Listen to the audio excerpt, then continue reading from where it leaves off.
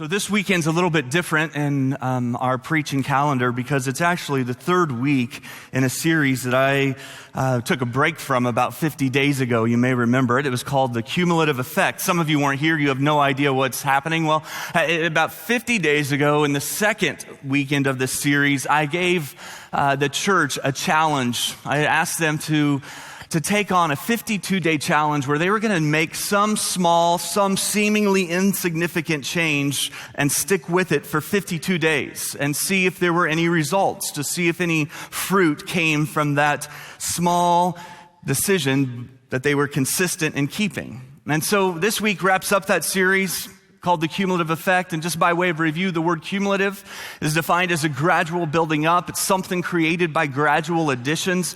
And the idea is that who we are, that our whole lives, our finances, our health, our faith, all of these things, our relationships, all of these things are defined significantly by the little decisions we make day in and day out. That even the decisions we make now are ultimately going to bear a certain fruit for us down the road. That they add up much more so than we realize. The decisions we have made have a way of making us. The Bible calls this the law of sowing and reaping. Galatians chapter 6-7 captures this law. It says, don't be misled. In other words, don't think that this doesn't apply to you. This applies to you. You cannot mock the justice of God. You will always harvest what you plant. It's just the law. It's not just for Christians and doesn't apply to non-Christians. It's for everyone. You will always harvest what you plant. And so you want to harvest a certain kind of crop, but you don't plant seeds for that crop. Don't be surprised when you don't get what you want. Right? We all want certain kind of relationships, a certain kind of marriage. We all want to be a certain kind of person. But if that's not the seed we're planting, then we shouldn't be surprised when that's not the crop that we get. And so Paul says, don't be deceived about this. This is the law. God has hardwired this into the universe. And we talked about how in a similar way, as we would think of the law of gravity or the law of magnetism, that you may not understand it, may not be able to explain it, you may not even believe in it, but it still applies to you. It's still at work and at play in your life. You may trip and fall and say quickly, I don't believe in the law of gravity. Doesn't matter. It still applies to you in that moment. And so the law of sowing and reaping is always at play in our lives, so that what we sow, we harvest. And so if you are going to plant seeds of anger and rage, then you're going to harvest fighting and arguing and discord. And if you plant seeds of lust, you're going to harvest dissatisfaction and frustration. That's not what you want. It's not the crop you want to harvest. I get that. But if you're planting those seeds, that's what you're going to get.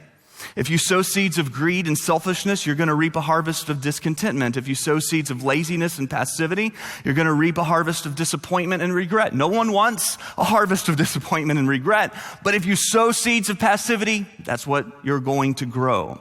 And so the challenge was to identify a change, something small, and then stick with it for 52 days. And one of the ways we defined the type of change that we could make was under this idea of things that are easy to do and easy not to do.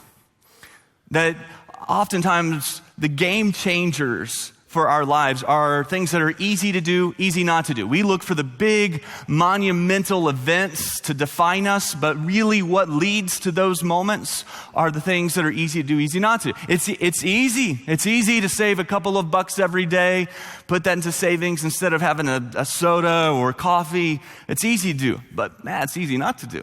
It's easy to work out 20 minutes a day, 3 days a week. It's easy to do. Anybody can do that, but it's easy not to do it. It's easy to wake up 15 minutes earlier than you usually would, to study God's word, to spend some time in prayer. That's easy to do. It's easy not to do. And so we were identifying some of these seeds that we're planting.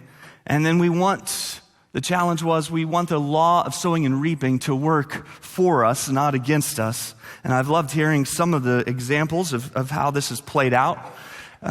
Sarah decided she was going to start replacing criticism with encouragement. Now, it didn't come naturally for her at first, so she says that she started to view it as an experiment. In other words, she didn't really believe some of the things she was saying, the encouraging things she was saying. It was just more of an experiment. And she says every time she wanted to say something negative or critical, she replaced it with something positive or encouraging.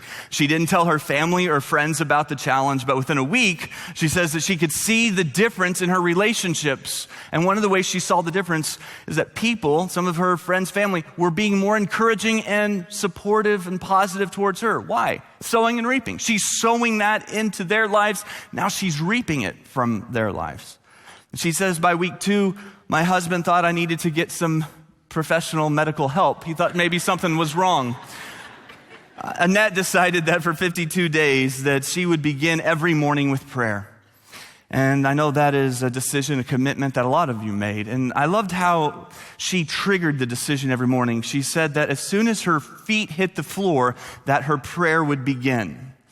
And so she decided as well on this journey that she was going to share just a short scripture, one of her short favorite scriptures every day with her closest friends and family. And she writes, I didn't realize how such a simple decision could have such a great impact. And it wasn't just on her, but on those around her.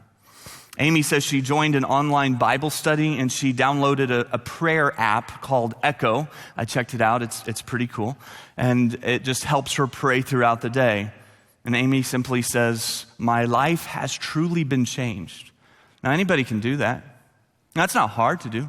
Anybody can join an online Bible study, download a prayer app, be more intentional about prayer.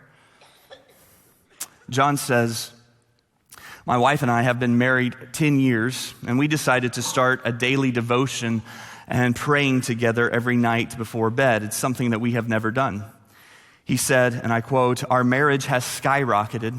I love her more than I ever have before. It's trickled down into our children's lives, and it has been amazing. Another person wrote, I have struggled with my weight for quite some time. I decided to do something simple. Tried all these diet plans in the past. So she said, I just decided to do something simple. I was going to stop eating after 7 o'clock at night. That's all I was going to do. And I lost 9.2 pounds. That 0.2 pounds is important, with 11 more to go. And she said, I'm not adding 11 more to go. She says that she has 11 more to go in her letter to me. I'm not saying 9.2, but you got 11 more to go.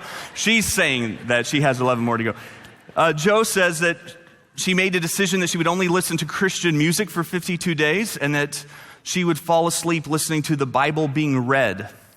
And she just talked about how it had been so uplifting and that it has affected her entire mood and spirit throughout the day.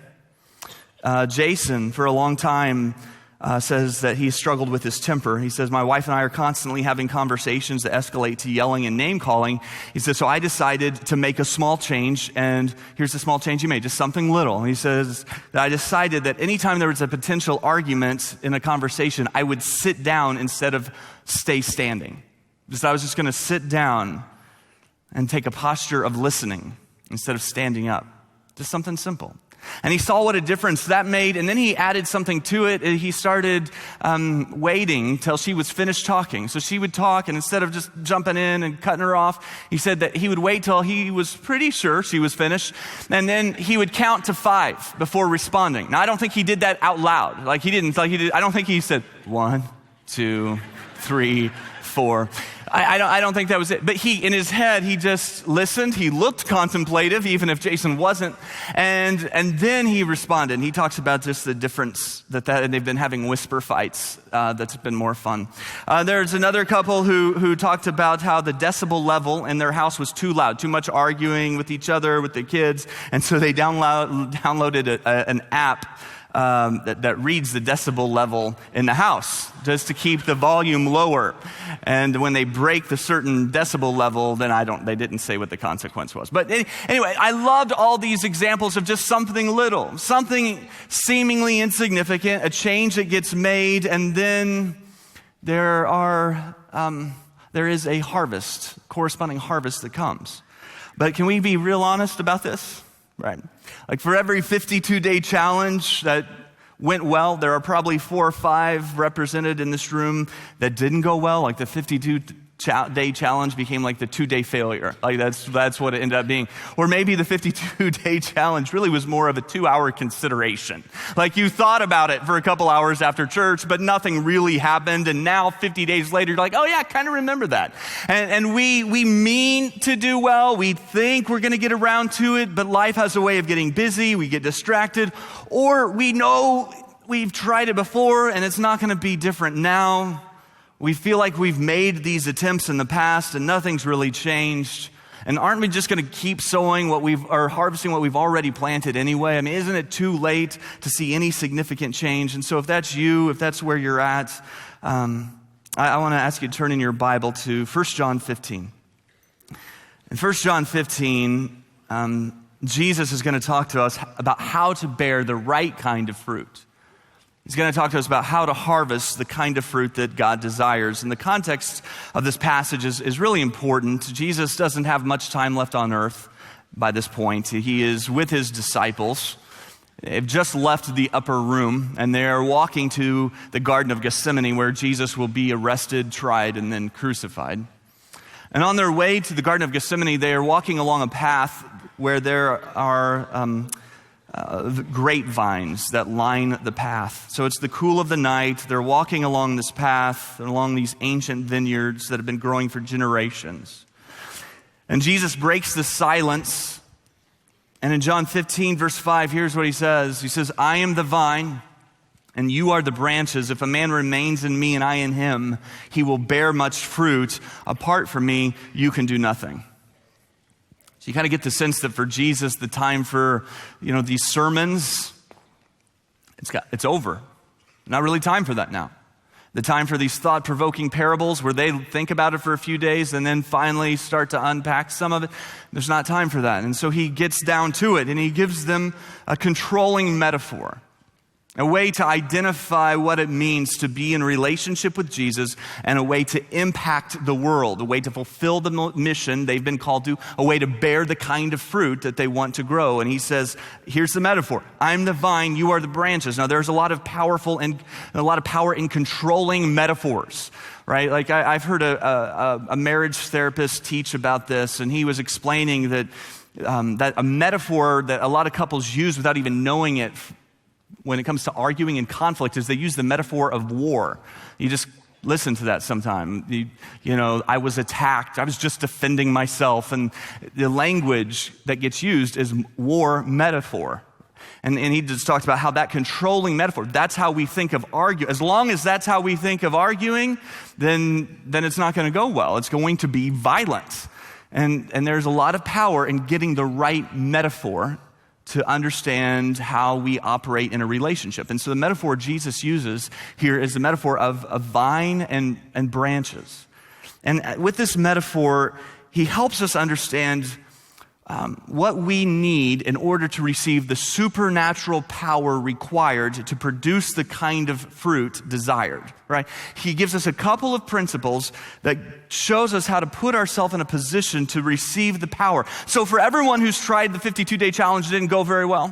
For everyone who has struggled to bear the kind of fruit in their life that they want to grow, Jesus says, here's what you need to remember. Here's the metaphor you need to live out of. And the first principle in this metaphor, we'll call the principle of connection. And Jesus tells us that the power comes from the vine and the branch connecting. It's the principle of connection. Now, a vine was kind of like a trunk of a tree. It came up out of the ground and is about waist high. The branch would come off of the vine, sometimes 100 feet long, and bear fruit. And as long as the branch was connected to the vine, then the branch could grow fruit. But if that branch was not connected, then no fruit would come. It doesn't matter how hard the branch tried. It wasn't going to be able to bear fruit unless it was connected to the vine. And so the principle that Jesus gives to help us grow the kind of fruit that we long to produce is this one, that connection leads to production. Connection leads to production. That is the key to empowerment, and it's what a lot of us miss because we tend to be oftentimes by nature, especially in our Western world, very much about production. Like we put the focus, the emphasis on producing. on achieving, on accomplishing. And so when we think about changes that need to be made, we're not thinking about words like connection, we're thinking about words like production. We just want to get out there and do it. Instead of taking time to connect, we just want to produce. But Jesus says, look, connection leads to production. If you want to produce this kind of fruit, then you need to stay connected to me. He wants the disciples to get this in their heads. Because we have a tendency to kind of confuse this equation. Instead of saying connection leads to production, we tend to live out this idea, we're trying to force this idea that production will lead to connection. That if I can just produce enough, then Jesus will receive me. If I can just accomplish enough, then Jesus will accept me. We tend to, even just subconsciously, try to live this out. If I can produce, then I'll be connected. And whether you know it or not, many of us grew up in churches where this equation was constantly being taught. That if you can just produce enough, then Jesus will love you. If you can just produce enough, then you're going to get to heaven. It's all about production. And so we tend to get this flipped. And it becomes very exhausting when the branch tries to be the vine. And so when we're trying to sow seeds, when we're trying to grow fruit, but we're trying to do it out of our own power, then it doesn't work. And I'll hear this. I even heard this in this past series where people would come and they would say things like this. They would say things like, I've stopped drinking, but I still feel like I need to get a few more weeks clean before I'm ready to become a part of a church like this. You hear what they're saying? They're saying production leads to connection. I just need to accomplish some more good in my life, and then I'll jump in. I had a young man say to me, I want to become a Christian, and I'm ready to be a part of this church, but I'm struggling with pornography, and I just feel like if I could get that struggle under control, then I'll be ready. You hear what he said? He said, it's production, then it's connection. If I could just produce a little bit more good in my life, then I will be connected. And Jesus says, no, that's not how it works. It's not produce and I'll allow you to connect. Jesus says it's connect and I'll empower you to produce. And that's a tough one for us. We tend to just naturally think in terms of production and connection. If at work you don't produce, we think you get cut. On the team, if you don't produce, you get cut. Even in our romantic relationship, it tends to be based on this production leads to connection model, that if you do certain things for me, then there can be a connection. Even the Hallmark cards, the ones that are supposed to be romantic, typically have this equation built into it. I love you because of all these things you do for me. Implied, if you stop doing all these things for me, have a good life, right? And so Jesus says, look, get this straight. It's not your production that connects you to me. It is your connection that allows there to be production. Apart from me, he says, you can do nothing. So the second principle that we read about in this passage is what we'll call the principle of consistency. That you just stick with it. Jesus uses the word remain. Maybe your version says abide, remain. 11 times, by my count, 11 times in 11 verses. Remain. Stick with it. There was a game on, NFL game, on a little more than a year ago. It was November 23rd. The New York Giants were the underdogs against the Dallas Cowboys. And in that game, the Giants needed to win to stay in playoff contention. And at the end of the second quarter, the Giants quarterback Eli Manning threw up a long shot from midfield. Some of you remember this, to a rookie wide receiver, Odell Beckham Jr. And Beckham made the grab that was so incredible. It was simply just called, and has been called, just the catch, right? Just the catch. And Chris Collinsworth, who was on the microphone that night, said, this may be the greatest catch I've seen in my life. And my son and I, we watched this replay again and again and again. And when people saw that, I'm sure they see this and they think, all right, it's a tremendous catch, but that's just a little bit lucky. I mean, that's a little bit of a fluke that he happened to catch that. But then I saw this sports news piece where they talked about Beckham's practice routine. And since he was in high school, how he's practiced one-handed catches. And even before this game, there's footage of him essentially practicing this same catch, over the head, one-handed catch. In college, he and another receiver would stay up late at night, just the two of them in the practice facilities, practicing one-handed catches. And so you watch this, you think, well, that's kind of a fluke. No. It's just that he has been practicing and practicing this. And so I talked with my son about how everybody wants to make a monumental catch, but nobody wants the monotonous practice, right? Like everybody wants this moment in life. They want the monumental moment, but they don't want to embrace the monotonous. And without the monotonous, the monumental never really comes around. See, we want to have a certain kind of marriage. We want to have a certain kind of impact. We want to be certain kind of people. We want these defining monumental moments.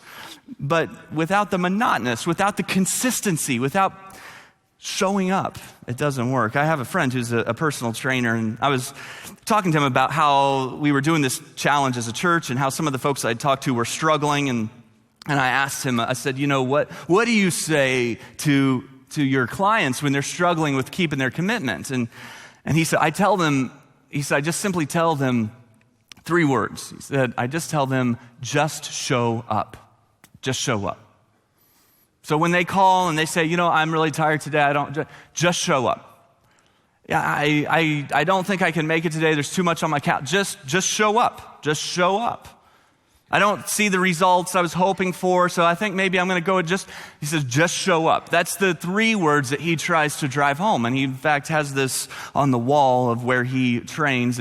Just show up. Just show up.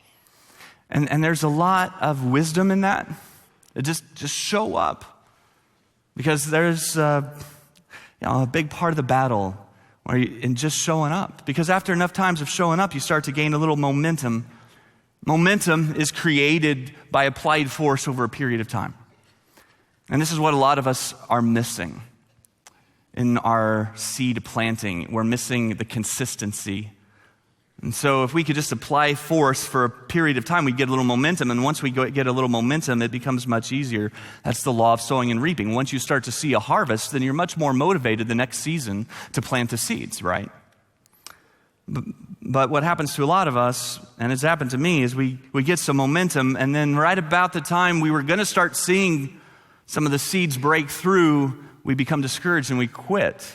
Think of it as an arch. We'll call this the consistency arch. And this is how it works. We start off here, and this is really hard, but we're inspired. Something has happened oftentimes, so we're inspired, we're motivated to make some changes and do some things different. And so we do that for a little while, but then it becomes very exhausting, and we're still a long way away from really seeing any kind of fruit, from seeing any kind of harvest. So we get to about right here, and we realize how far we have to go, and we're not really seeing any kind of a difference. And we might make it a little bit further, and then we quit. And then something happens, we get inspired, motivated, we try it again, and then we quit. But right here, where we're most likely to quit, is also the place we're most likely to we've never been closer to seeing some results. The place we're most likely to quit, we've never been closer to seeing some fruit start to come. But a lot of us end up living our lives like right here. And so if we we'll stick with it, we just show up. So Jesus says again and again, look, just remain. It's going to be difficult, it's going to be challenging, but just remain in me. Paul puts it this way in Galatians 6:9. He says, let us not become weary in doing good, for at the proper time we'll reap a harvest if we don't give up. At just the right time, we'll reap a harvest if we don't give up. So maybe you have tried and failed, maybe you have struggled. Don't give up. Remain. Stick with it. So Jesus gives us these 2 principles. A principle of connection, the power comes from him. And the principle of consistency, we consistently connect to him. It's a daily journey, and it makes all the difference.